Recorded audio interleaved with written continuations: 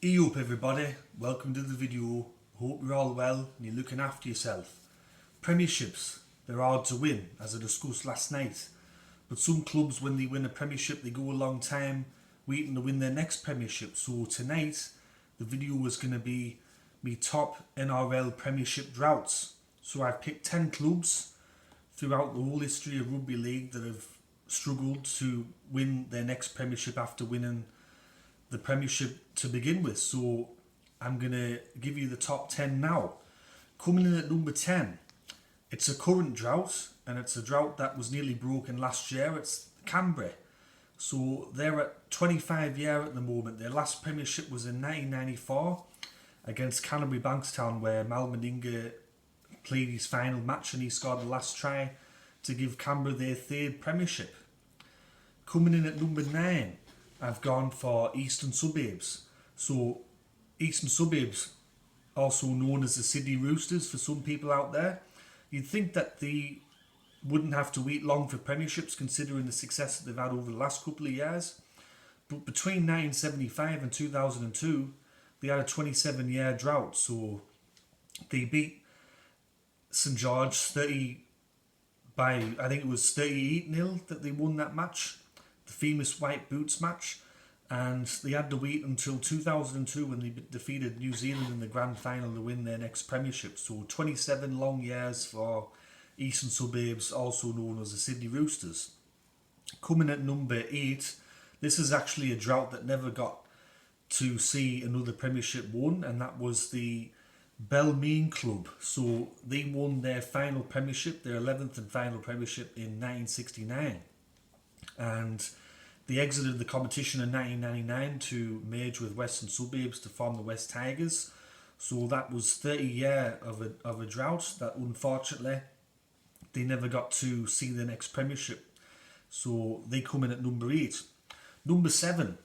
Now this one might be a bit controversial, but at number 7 I've got St George. So their drought was 31 years. So between 1979 and 2010, the club failed to win a premiership. Now most people might be saying at this point, hang on a moment, St George exited the competition in 1998. Well, I'm one of those people that thinks that St George and St George Illawarra are the same club. And when you really think about it, St George pretty much is St George Illawarra. So from the jersey to the stadium to the nickname to everything, it's St George. So between 1979 and 2010, the club reached a few grand finals, one in the 80s, 4 in the 1990s, and they got close a couple of other times to reaching grand finals, and they finally broke the drought, defeating Eastern Suburbs Sydney Roosters in the 2010 grand final to break a 31-year drought. Coming in at number 6, it's another current drought. It's my club, Parramatta. We're currently going through a 34-year drought at the moment. I'm not too sure if that's going to go any further or how long it's going to go for. But our last premiership was in 1986 when we defeated Canterbury Bankstown 4 points to 2 at the Sydney Cricket Ground. And ever since then, it's been a very, very tough ride for Parramatta fans, and we currently occupy that number 6 spot. Coming in at number 5, Canterbury Bankstown. So between 1942 and 1980, the club didn't win a premiership. They reached a couple of grand finals in between, but it wasn't until 1980 when they defeated Eastern Suburbs at the Sydney Cricket Ground that they broke their 38-year drought to win the premiership. So a very long time back then for you Canterbury fans out there watching. In the top 4, Newtown. So Newtown's another club that never got to see another premiership after they won their final premiership. They defeated North Sydney in the 1943 grand final at the Sydney Cricket Ground, and they exited the competition in 1983. So that was a total of 40 years that they were waiting for the next premiership at the time of their exit. And number 3, South Sydney, 43 years. So South Sydney, as we all know, won their 20th premiership in 1971 when they defeated St George, and then from 1971 to 2014 the club didn't win a premiership, and also the club didn't play in a grand final either. So not only did they have a Premiership drought, they had a Grand Final drought as well. And they broke both of those in 2014 when they defeated Canterbury Bankstown at ENZ Stadium. So I remember watching that game, plenty of emotion, and it was a good day out for South Sydney and a great day out for many neutrals out there as well.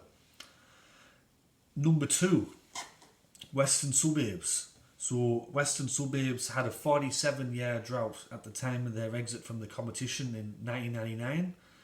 Western Suburbs merged at the end of 99 with Bellona to form the West Tigers, if you didn't know. Their last premiership was in 1952, and they came close in the late 50s and early 60s to win another premiership, and then also in the late 70s to win another premiership, but it never happened. So unfortunately, Western Suburbs exited the competition with a 47-year premiership drought. And coming in at number one, I've got North Sydney, 77-year. So North Sydney won their only 2 premierships in 1921 and 1922, and they played in their last grand final in 1943. They exited the competition in 1999 to form a very controversial merger with Manly, which was called the Northern Eagles.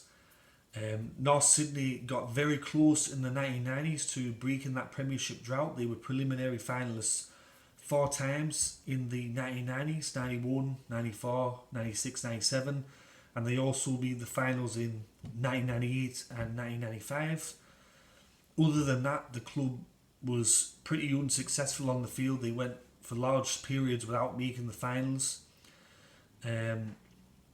They're a neutrals favourite, you could see, but unfortunately for North Sydney and for many people out there, no one got to see them win another premiership after that 1922 victory over Glebe in the grand final. So they left the competition with a drought of 77 years. That rounds out my list. I hope you enjoyed this video for the longest NRL Premiership droughts. If you did, please click that like button. If you're enjoying the content that I'm making, I've done over 60 videos now, go check them out. Subscribe to my channel, click that notification bell so you get a new email when I do a new video. And if you have some spare time, go over to Rugby League History. That's my Facebook page, and I also run the Instagram page as well. I'll put a link in the descriptions for them below. But as always, look after yourselves everyone. Catch us all later. Tatty bye.